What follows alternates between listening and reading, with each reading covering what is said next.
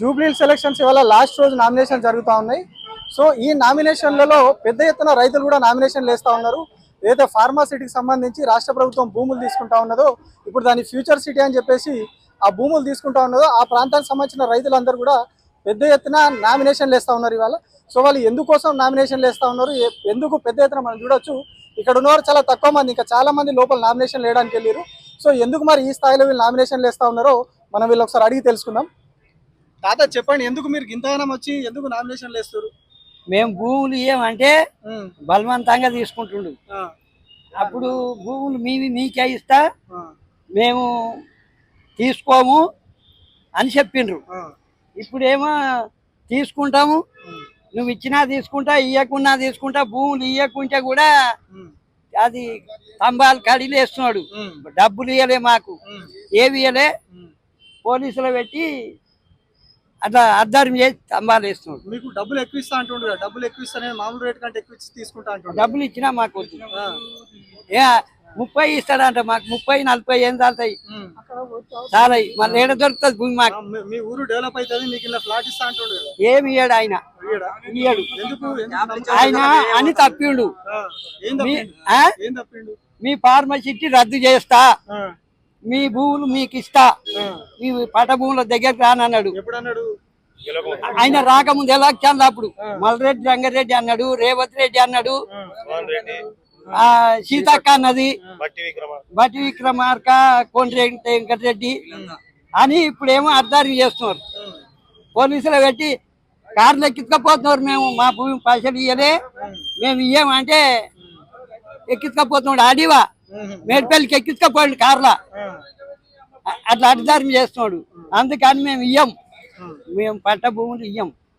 TRS ప్రభుత్వంలో మాకు TRS ప్రభుత్వం భూసేకరణ చేస్తుంటే ఇప్పుడున్న కాంగ్రెస్ ప్రభుత్వం మా రైతులకు అండగా ఉండి మీరు భూములు ఇవ్వకండి, మీకు వ్యవసాయ పంటలు పండే భూములు, 2 పంటలు పండే భూములు, మీ భూములు ఇస్తే నష్టపోతారని చెప్పేసి మాకు ఇప్పుడున్న సీఎం స్థాయి నుంచి మినిస్టర్ మొత్తం మా ప్రాంతంలో తిరిగి ముఖ్యమంత్రి అప్పుడు టీఆర్ఎస్ ప్రభుత్వం ఉన్నప్పుడు మా దగ్గర అండగా ఉండి భూములు ఇవ్వకండి అని చెప్పి కోర్టులో కేసులు వేయించారు. వచ్చేది మా ప్రభుత్వమే, మీ భూములు మీకు మిగులుతాయి అని చెప్పేసి మా 2-3 ఏళ్ళు మేము వాళ్ళ తిరిగినాం, వాళ్ళ మాయమ్మ జరిగారు. గెలిచినాక సార్ ఏం సార్ మరి అప్పుడు భూములు ఇవ్వద్దంటారు, మేము భూములు ఇవ్వలేదు, వ్యవసాయ పంటల భూములు ఇప్పుడు మళ్ళీ భూములు కావాలంటారు అని చెప్పి అది మళ్ళీ ఇప్పుడు మా దగ్గర రావడం జరుగుతుంది. మేము సీఎం ఆఫీస్కి పోయినాం, సీతాక దగ్గరకు పోయినాం, బట్టి అందరి దగ్గర పోయినాం. ఇప్పుడు మాత్రం మాట తప్పి ఆ డబ్బులు ఎక్కువ పోతే అంటున్నారు. అప్పుడు ఎందుకు? అప్పుడు మీకు ఎవరైతే భూములు ఇవ్వద్దు అని చెప్పారో వాళ్ళని పోయి ఇప్పుడు కలిసిరు, మీరు అందరిని కలిసినాం. వాళ్ళు ఏమన్నారు? డబ్బులు ఎక్కువ ఇప్పిస్తాం, మీరు భూములు అంటారు. అప్పుడు ఎందుకు ఇవ్వద్దు అన్నారు? వాళ్ళే ఏమంటారు, మా ప్రభుత్వం వస్తే మీ భూములు మీకు వదిలి పెడతామని చెప్పారు. ఇప్పుడు ఆల్రెడీ ఒక 10,000 ఎకరాలు తీసేసుకోరు అక్కడ, ఇక్కడ 2,000 ఎకరాల భూమి మాత్రమే ఉంది. ఇప్పుడు అది మొత్తం వ్యవసాయ పంట భూములే. ఆ 2,000 ఎకరాలు 500 ఎకరాల భూములు ఇస్తే మా 4 గ్రామ రెవెన్యూ మొత్తం పోతుంది. మాకేముంటుంది, ఇల్లు తప్ప భూమి లేదు. ఆ ఇల్లు ఉంచుకొని ఏం చేయాలి? ఇలా ఫ్లాట్ ఇస్తా అంటాడు. ఫ్లాట్ అన్నం పెడతా? మా భూమి పోయినాక మాకేం పరిస్థితి? మా భూముల మీద ఆధారపడి ఒక 2,000 మంది రైతులు కూలీలు బతున్నారు. ఇప్పుడు అందరు రోడ్లు పడతాం కదా, మీరు ఇచ్చిన హామీ ప్రకారం మా భూములు వదిలిపెట్టండి, మేము భూములు ఇయ్యం. 2 ఏళ్ళు తిరుగుతున్నాం కాబట్టి తెలుసులని చెప్పేసి ఎలక్షన్లు పోటీ చేయడానికి ఈ విధంగా ప్రభుత్వం మాకు అనుకూలం ఉంటుందని చెప్పేసి ఎలక్షన్లు పోటీ చేయడానికి రైతులందరం వచ్చినాం. ప్రచారం తెలుస్తుంది కదా, మీడియా ద్వారా అందరూ తెలుస్తుంది కదా. మేము పోయినప్పుడు అందరి దగ్గర పోతున్నాం, ఏదో మాకు చెప్తున్నారు, పంపిస్తున్నారు. ఇప్పుడు తెలంగాణ మొత్తం తెలుస్తుంది కదా. ఇప్పుడు మా దగ్గర పాదయాత్ర చేసినప్పుడు సీతక్క, కొమ్మడి అందరూ మాకు 10-20 ఎకరాలు మా ఎంబడి తిరిగారు. అప్పుడు ఆ ఫోటోలు అన్ని మా దగ్గర ఉన్నాయి. అప్పుడు అంతా తెలిసిన వాళ్ళు ఇప్పుడు చూద్దాం మీ భూమి దగ్గర క్వశ్చన్ చూద్దాం అట్లా మాట తప్పించుకుంటారు వాళ్ళు. ఇప్పుడు ఎలక్షన్ లో పోటీ చేస్తే తెలంగాణ మొత్తం తెలుస్తుంది, రైతులు అన్యాయం అవుతుందని చెప్పేసి అందరు రైతులు అండా ఉండాలని చెప్పేసి కోరుకుంటున్నాం.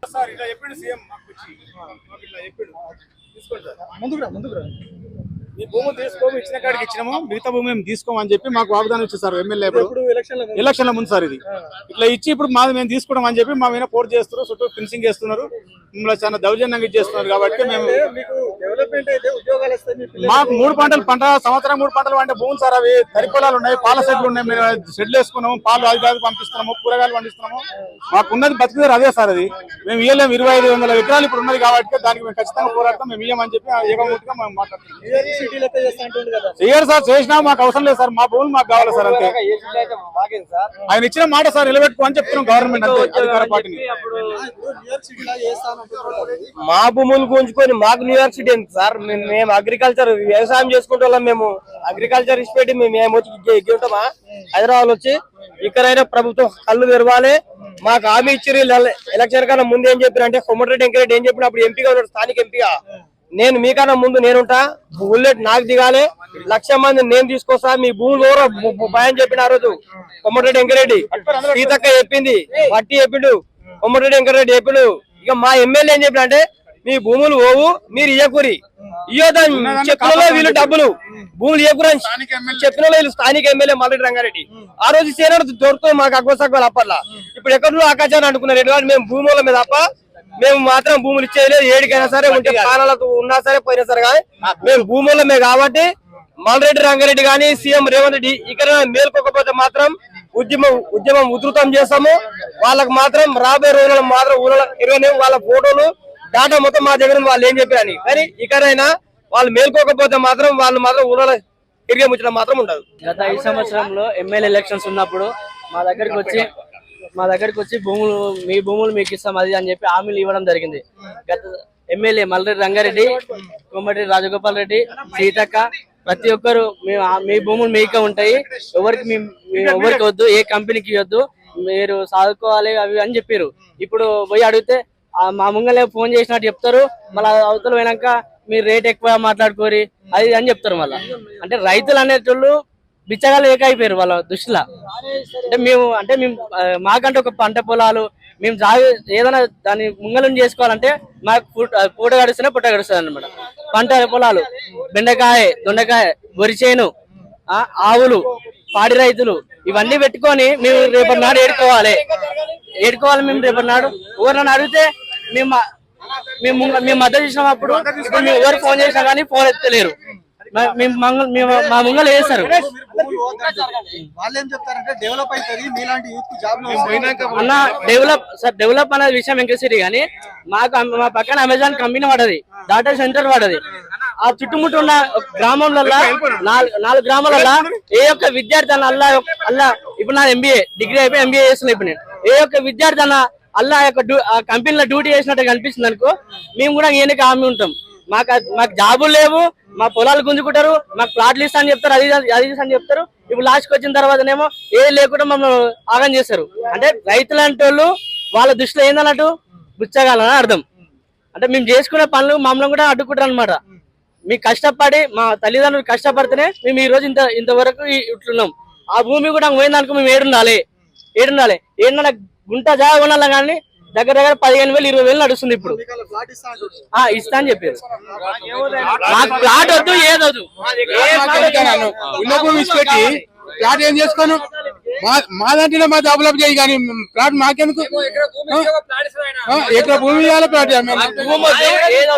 మేము 1 ఎకరా భూమి ఇస్తే ప్లాట్ ఇస్తుడు. అంటే 121 గజం ఒక ప్లాట్ అంటే 40 గుంటల భూమి ఇస్తే ఒక ప్లాట్ ఇస్తుంది. ఆయన ముఖానికి ఆయన ఇచ్చిన మాకు ఆయన గత ప్రభుత్వం 19,333 ఎకరాల భూమి టీఆర్ఎస్ ప్రభుత్వం సేకరిస్తే ఈయన మేనిఫెస్టో పెట్టిండు. మేము వస్తే మీ భూమి మీకు ఇచ్చి పెడతాం, మీకు కేసు వేయని చెప్పి కేసు వేయించు. కోదండ రెడ్డి ధరణి చైర్మన్ కేసు వేయబెట్టిండు. ఆయన ఫస్ట్ 0 ఉంచాడు. ఇప్పుడు మా ప్రభుత్వం వచ్చినాక ఆయన 0 అయ్యింది. ఇప్పుడు ఆయన అప్పుడు 0 ఉంచాడు. ఆయన ఎమ్మెల్యే పోలీస్ కానువాయి గీనువాయి వచ్చింది 0 అయిపోయింది. ఆయన మమ్మల్ని 0 చేసిన 0 అయింది. ఇప్పుడు ఈ ప్రభుత్వం కూడా మేము కురిమికి వెళ్ళి కలెక్టర్ ఆఫీస్ దాకా మేము ఎంజీఆర్ దుర్గం దాకా పాదయాత్ర చేస్తేనే ప్రభుత్వం ఏర్పడది. ఆర్టీఓ ఆఫీస్ చేస్తే కాంగ్రెస్ ప్రభుత్వం రాకపోవు. మేము చేస్తేనే 0 అయ్యింది. ఇప్పుడు మాట తప్పిరు వాళ్ళు. 2,025 ఎకరాల పొలం ఇచ్చి పెడితే అలాగ ఒక ధన్యవాదాలు. ఇక ఈ రోజు కూడా 2020లో సీతక్క, బట్టి, కోదండ రెడ్డి వీళ్ళందరూ 20 కిలోమీటర్ పాదయాత్ర చేసి రైతులు ఎవరు మీ భూమి ఇవ్వకండి, మీ భూమి మీకే ఉంటది. రేపు వచ్చేది కాంగ్రెస్ ప్రభుత్వము. ఒకవేళ మీ దగ్గర బలవంత భూసేకరణ చేసినా కూడా మీరు కోర్టుకు వెళ్ళండి. కోర్టులో మీకు ఏమేం కావాలనో మీకు అన్ని మేము దగ్గర ఉండి మేము వసతి కల్పిస్తాము అంటే మా దగ్గర ఉన్న 2500 ఎకరాల రైతులందరినీ కోర్టుకు తీసుకెళ్లి కోర్టులో కేసులు వేసినాం. కేసులు వేసిన తర్వాత 2 సంవత్సరాలు కాలయాపన జరిగిన తర్వాత ఈ రోజు వీళ్ళ ప్రభుత్వం వచ్చిన తర్వాత కోర్టు పరిధిలో ఉన్నాయి, దానికి మేము ఏమి చేయలేము అంటని చెప్తున్నారు. ఆ రోజు కోర్టుకు ఎందుకు వెళ్ళమని చెప్పారు?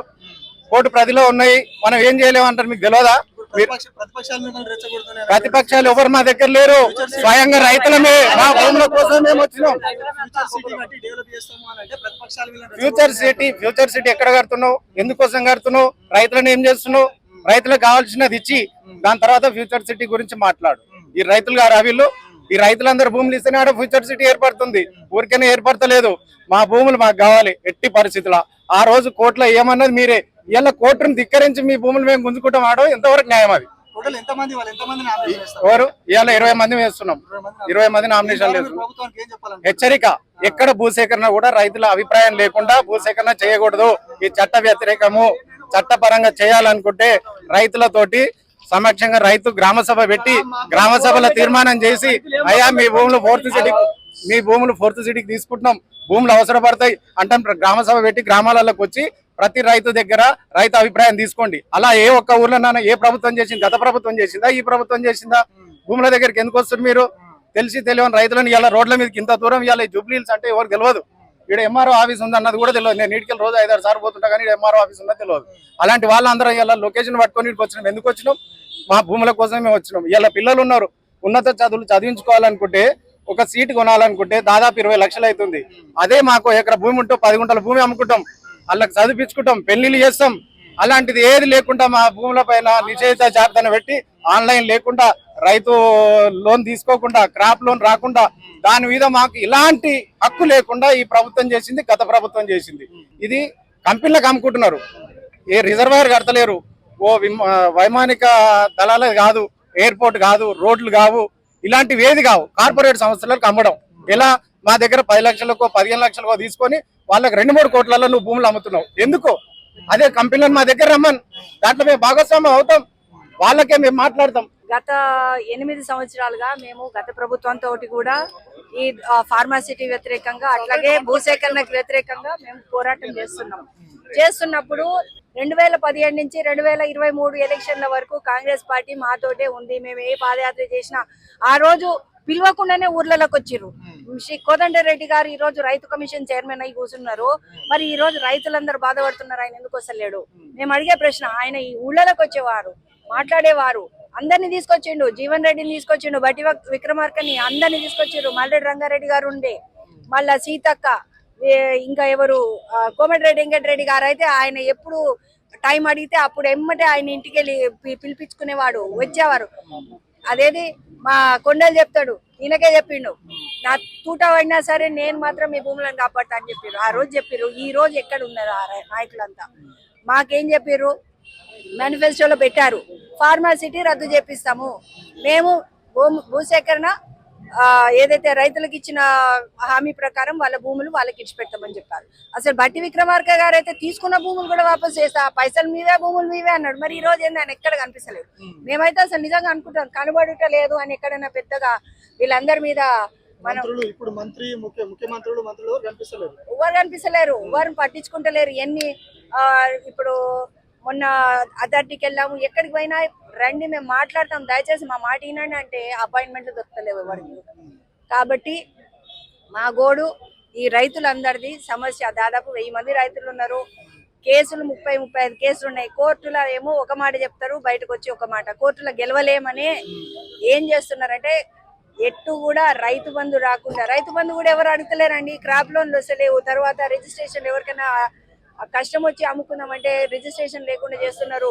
ఆన్లైన్ లో పేర్లు తీసేసారు. అది గత ప్రభుత్వం చేసినప్పుడు దాన్ని మీరు తప్పు పట్టారు, అది చేస్తామని చెప్పారు. ఇప్పుడేమో అన్నిటికీ టెక్నికల్ ప్రాబ్లం ఉంది, అది ఉంది, ఇది ఉంది. ఇదే కోదండరెడ్డి గారు గతంలో ఇది చాలా మంచి ప్రాంతము, దీన్ని కాపాడుకోవాలి, ఇది రైతులకు ఎంత అన్యాయం జరుగుతుందమ్మా అన్న ఆయన ఈ రోజు 20 లక్షలు ఇస్తారు, 30 లక్షలు ఇస్తాం, భూములు ఇచ్చేరి అంటున్నారు. ఎట్లా అంటున్నారు అంటే ఒక నియత అనేది ఉండాలి కదా మనిషికి. నీకు ఒక ఏమంటారు మనం కాన్షియస్నెస్ అంటారు ఇంగ్లీష్ లా, ఒక కాన్షియన్స్ అనేది ఉండాలి కదా. మీరు ఏం మాట్లాడారు ఆ రోజు, ఈ రోజు ఏం మాట్లాడుతున్నారు, ఈ విషయాలన్నీ మేము హైలైట్ చేయడానికి. ఎందుకంటే ఎంతసేపు మేము అక్కడ ఏం చేసినా కానీ మా విషయాలు మా సమస్యలు బయటకు వస్తలేవు. ఈ జూబ్లీ హిల్స్ అసెంబ్లీ కాన్స్టిట్యున్సీలో పోటీ చేసి ఖచ్చితంగా ఎవరైతే పెద్ద పెద్ద మనుషులు ఉన్నారో వాళ్ళందరిది మేము బయట వాళ్ళ విషయాలు చెప్పాలి, ప్రపంచానికి తెలియాలి. అంతేకాకుండా ఈ విషయాలు కంపల్సరీగా రాహుల్ గాంధీ దగ్గర కూడా పోవాలని చెప్పేసి, ఎందుకంటే మేము లెటర్లు కూడా రాసినాం, రాహుల్ గాంధీకి రాసినాం, సోనియా గాంధీకి రాసినాం, అందరికి రాసినాం. 2013 చట్టం తెస్తామన్నారు, అది కూడా తీసుకురాలి. కొన్ని మమ్మల్ని ఇచ్చిపెట్టండి, కొత్తగా భూసేకరణ చేసినప్పుడు 2013 చట్టం తీసుకురావాలి కదా, అది కూడా తీసుకొస్తారు. కాబట్టి our purpose is very clear. ఖచ్చితంగా ఇక్కడ జరిగిన మోసాలు ప్రపంచానికి తెలియాలి.